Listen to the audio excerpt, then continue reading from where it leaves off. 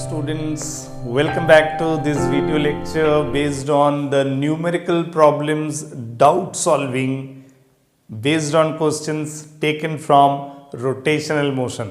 Yes, मैंने कुछ problems अपने ये जो सवाल है जो आज हम लोग डिस्कस करेंगे जिसका आंसर्स सॉल्यूशन डिस्कस करेंगे, तो मैंने ये सवाल अपने क्लासरूम कोचिंग में है ना, अपने जो स्टूडेंट्स जो रेगुलर कोर्स करते हैं उनके साथ मैंने एक असाइनमेंट वर्क किया था और उसका डाउट क्लियरेंस ये वीडियो लेक्चर है।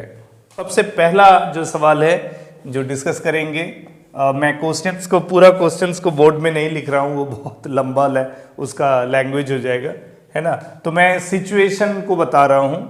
तो सिचुएशन कुछ इस तरह का है कि ये एक पुली है, ठीक है,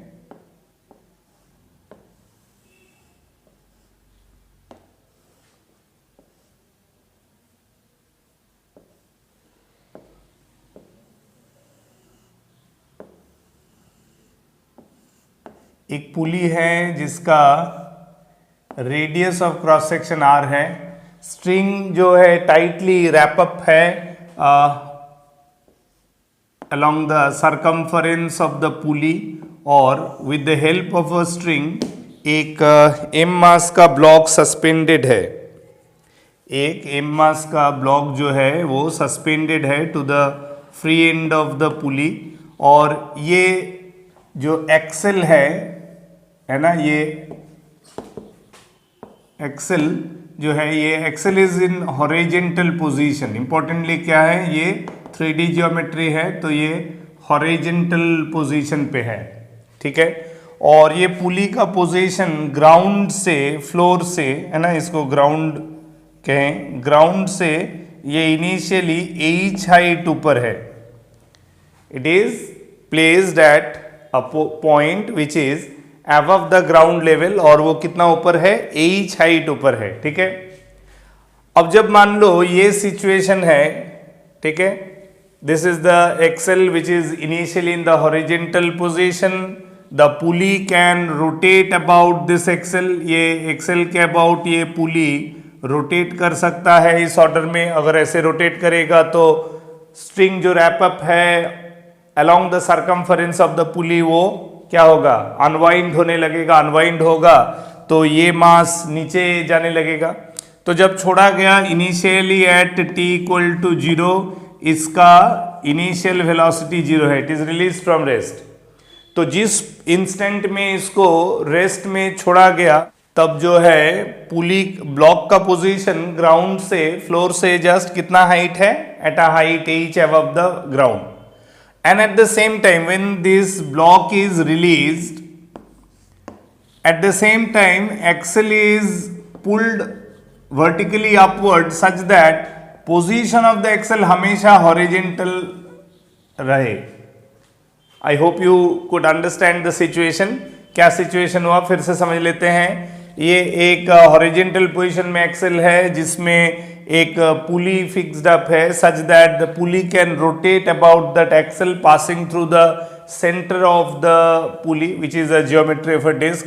एक स्ट्रिंग टाइटली रैप्ड है on the circumference of the pulley और उसके फ्री एंड से एक m मास का ब्लॉक अटैच है और वो कुछ सस्पेंडेड कंडीशन पे है। इनिशियली ये एक्सेल ऑफ द पुली ये ग्राउंड से कितना ऊपर है that is not given, but the block का पोजीशन दिया हुआ है, it is above the ground है ना, वो अबव द ग्राउंड है और कितना हाइट पे है, h। The moment when it is release, this is the situation. But at the same time इसको ऊपर मूव कराया जा रहा है, ठीक है। कब, जब ये रिलीज किया जा रहा है, जब ये ब्लॉक को मूव करने के लिए रिलीज किया जा रहा है, by that at the same starting instant that is from t equal to 0 onwards it is moved vertically upward. तो कह रहा है when mass m touch the ground, when mass m touch the ground,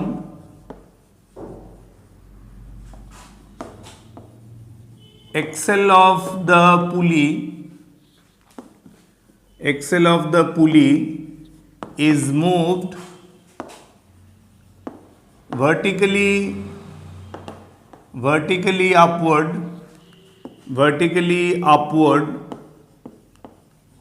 through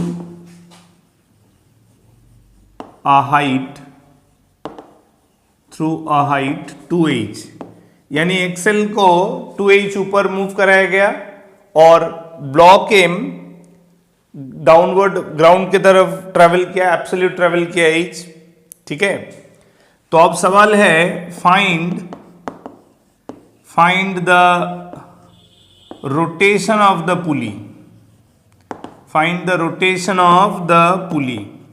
तो पुली में कितना rotation होगा such that the released mass touches the ground by the time when the pulley is moved vertically upward, ठीक है, the pulley is moved vertically upward through a height 2h। Clear है? तो इसका मतलब मैं अगर ऐसा समझूं, ये मान लो पुली का सिचुएशन है, मान लो अगर मैं इसका क्रॉस सेक्शन व्यू देखूं, ये ब्लॉक यहाँ एम मास का ब्लॉक था, ये ग्राउंड, तो ब्लॉक अगर h इधर मूव किया और पुली अगर 2h अपवर्ड मूव किया, है ना, तो जो मास है यानी कि string, this implies that string gets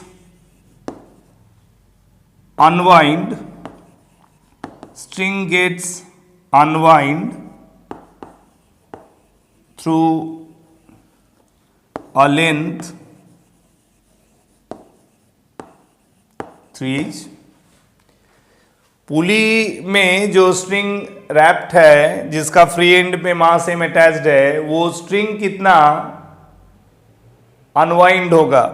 पहले तो है अगर मैं पुली को फिक्स रख के इसको h नीचे आने देता हूं ग्राउंड में हिट करने के लिए, तो इधर h डाउनवर्ड मूव करने का मतलब है portion of the string unwind जो होगा वो h होगा।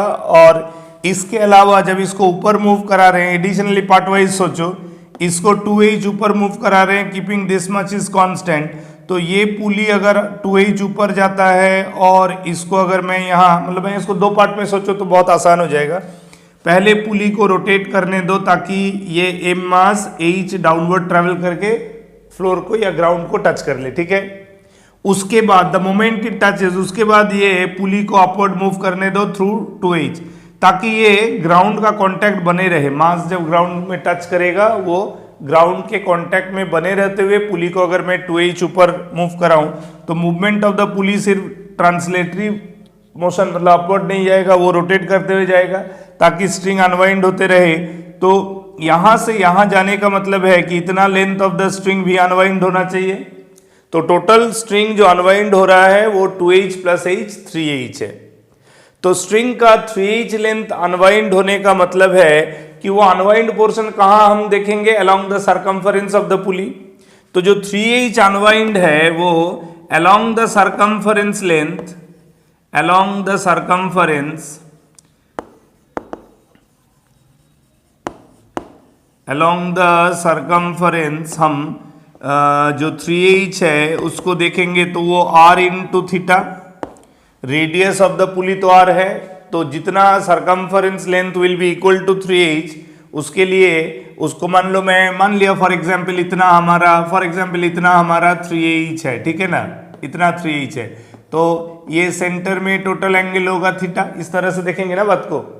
तो r into theta will be 3h, so therefore the angle through which that circumference portion which is equal to 3h वो अनवाइंड होगा, तो वो थीटा कितना होना चाहिए 3h बाई r, यानी कि rotation of the pulley must be taken 3h by r, because of which the total unwind length of the string wrapped on its circumference should be equal to 3h, and then according to the condition of the question it will be possible।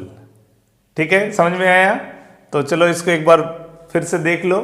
We are moving to the next question. Well, so coming back to the second question. Second question क्या है, देखो second question एक pure rolling के ऊपर है, ठीक है। Saying that there is a disc ये मान लो एक डिस्क है जिसका दिया है कि centre of the disc is having velocity v, ये सेंटर को से रिप्रेजेंट किए, ये कॉन्टैक्ट पॉइंट है on the horizontal surface. So if it is said that the disk is having pure rolling, the disk is rolling without sliding. कैसे condition है? The disk of mass m या radius r मान लो ये role कर रहा है without. अब देखो यहाँ एक पॉइंट P दिया हुआ है, ये 30 डिग्री एंगल मेंशन करते हुए डिस्क का सरकमफरेंस में एक पॉइंट P दिया है. अब पूछा है कि अगर ये डिस्क रोलिंग कर रहा है विदाउट स्लाइडिंग, प्योर रोलिंग है इसका मतलब, है ना. प्योर रोलिंग में हम लोग कंडीशन जानते हैं कि चाहे वो डिस्क हो, रिंग हो, स्फेयर हो, है ना, कोई भी पॉइंट है, उसका कांटेक्ट पॉइंट का velocity relative to the surface of contact zero होना चाहिए. Velocity at the bottom most point of a rolling body, right, must be having zero velocity relative to the point of contact. तो मान लो अगर disc का bottom most point को ए और surface का उस पॉइंट को जिसके साथ ए का कांटेक्ट है उसको अगर बी कह रहे हैं, तो प्योर रोलिंग का मतलब क्या हो गया? Pure rolling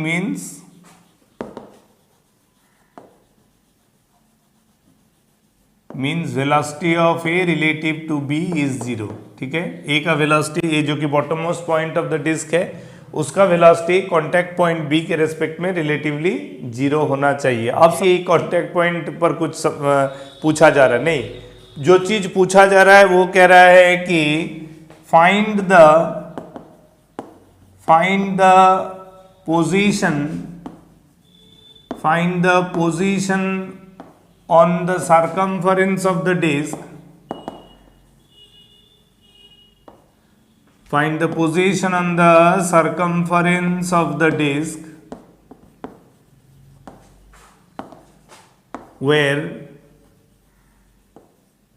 speed of the particle, where speed will be maximum with respect to, where speed will be maximum with respect to the speed of point P.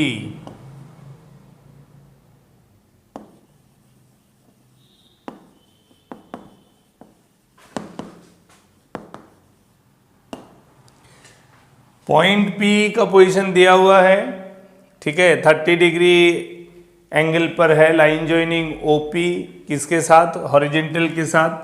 तो ऑब्वियस है कि अगर ये प्योर रोलिंग है और सेंटर का linear velocity v है, तो there must be some angular velocity also, जिसका की वैल्यू नहीं जानते हैं, तो लेट इट बी v/r. तो ओमेगा क्या होना चाहिए? Tangential velocity by radius. और हम जानते हैं कि बॉटम मोस्ट पॉइंट में इधर का जो वेलोसिटी है बैकवर्ड में भी ओमेगा r उतना ही होना चाहिए. तो न्यूमेरिकली हम चूंकि कॉन्सेप्ट वाइज डिस्कस करते हैं कि at B the linear velocity v is equal to omega into r, तो वहीं से हम ये रीजनिंग से बता सकते हैं कि कोई ओमेगा का वैल्यू क्या होगा. ठीक है, तो इसका मतलब ये हो गया कि पॉइंट P में भी दो वेलोसिटी है, that is velocity v linear जो कि सेंटर ऑफ मास के बराबर है, इसके अलावा वेलोसिटी v जो कि ओमेगा इंटू r है अलोंग द टेंजेंशियल लाइन. ठीक है, अब सवाल देखो, सरकमफरेंस का दूसरा कोई भी पॉइंट होगा, any other point of the circumference must also have the linear velocity v in the rightward direction which is as same as that of the centre of the disc. Centre of the disc में, centre of the disc का ये जो velocity है वो P में भी है या दूसरा कोई भी पॉइंट में होगा. ठीक है, तो वो पॉइंट चाहे इधर है या इधर है या इधर है, कहीं भी है, तो linear velocity of the required point with respect to the linear velocity by virtue of translation must be relatively zero. क्योंकि डिस्क का सरकमफरेंस ही नहीं बल्कि इनसाइड का भी कोई पोजीशन को अगर देखा जाए तो उसका ट्रांसलेशनल वेलोसिटी उतना ही होगा जितना कि सेंटर ऑफ द डिस्क का है या पॉइंट P का है. तो ये वेलोसिटी को हम ट्रांसलेशनल वेलोसिटी कह सकते हैं. दूसरा कोई भी पॉइंट जो है उसका भी any other point on the circumference must also have the same translational velocity. तो फिर ट्रांसलेशनल वेलोसिटी दूसरा किसी भी पॉइंट ऑब्जेक्ट का पी पॉइंट ऑब्जेक्ट के रेस्पेक्ट में रिलेटिवली जीरो होगा, मैक्सिमम तो नहीं होगा। तो इसका मतलब है कि स्पीड मैक्सिमम रिलेटिवली मैक्सिमम बनने के लिए क्या चाहिए था, चाहिए कि एक ऐसा पॉइंट जहां लीनियर वेलोसिटी के अलावा भी कुछ और है। तो ये मैं अगर मान लो एक पॉइंट एज्यूम करता हूं, मैं अगर एक पॉइंट P के बिल्कुल अपोजिट यहाँ है ना, इसको मान लो मैं एस अगर लिख देता हूँ, तो इस पॉइंट में क्या होगा, उसमें भी linear velocity of translation forward होगा और टेंजेंशियल वेलोसिटी जो कि linear velocity due to rotation है वो टेंजेंशियल टू दिस पाथ होगा। क्लियर है या नहीं बोलो। तो इसका मतलब ये क्या कह सकते हैं कि linear velocity due to translation at S will be equal to linear velocity due to translation at P. So this two linear velocity value due to translation relatively zero. तो हम कह सकते हैं velocity at S relative to P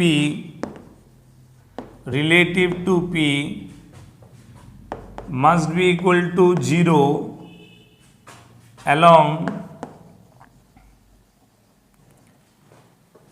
the velocity at O। velocity at O का जो direction है उस direction पे अगर देखा जाए, O का जो डायरेक्शन है उस डायरेक्शन पर अगर देखा जाए तो इसका जो वेलोसिटी है लीनियर वो P के लीनियर वेलोसिटी से क्या है, रिलेटिवली सेम है, तो रिलेटिवली जीरो है, इसलिए लिख रहे हैं velocity at S relative to P will be zero along, और ये कौन सा डायरेक्शन में है, along the velocity at O।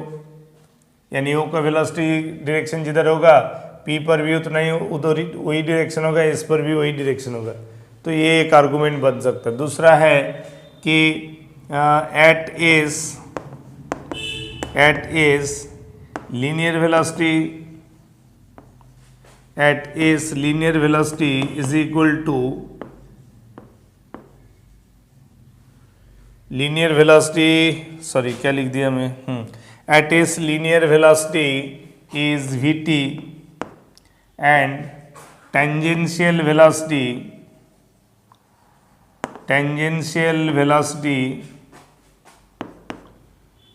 is equal to V।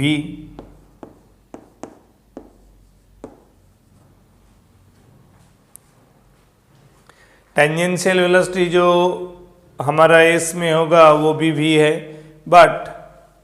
but it is opposite to the tangential velocity.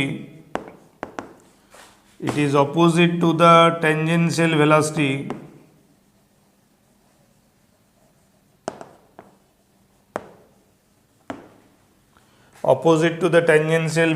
at P। P पे जो tangential velocity है, S का टेंजेंशियल वेलोसिटी उससे ऑपोजिट, और रिलेटिव में हम जानते हैं जब एक ही लाइन पे दो वेक्टर होता है तो उन दोनों के बीच में रिलेटिव वेक्टर कैसे निकालते हैं, first vector minus second vector.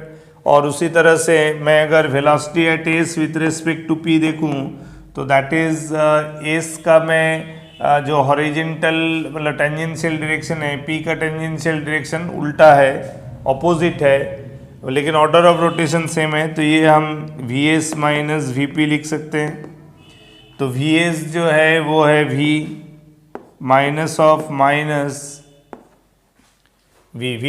P पे जो टेंजेंशियल वेलोसिटी है वो भी V है, और S में जो टेंजेंशियल वेलोसिटी है वो भी V है। तो बीइंग देयर ऑपोजिट, तो I can write down minus of minus, so it is plus of 2V। So yes we can see the particle where the velocity with respect to the another point P as a reference, उससे अगर relatively maximum speed में रहना होगा तो वो कहाँ possible है, उस P पॉइंट का डायमेट्रिकली ऑपोजिट जो पॉइंट होगा ऑन द सर्कमफरेंस, उसी में लीनियर वेलोसिटी नेट जीरो हो जाएगा और एंगुलर वेलोसिटी की वजह से there will be net tangential velocity. तो उसको हम लोगों ने सॉल्व कर दिया और वो कितना आया 2V।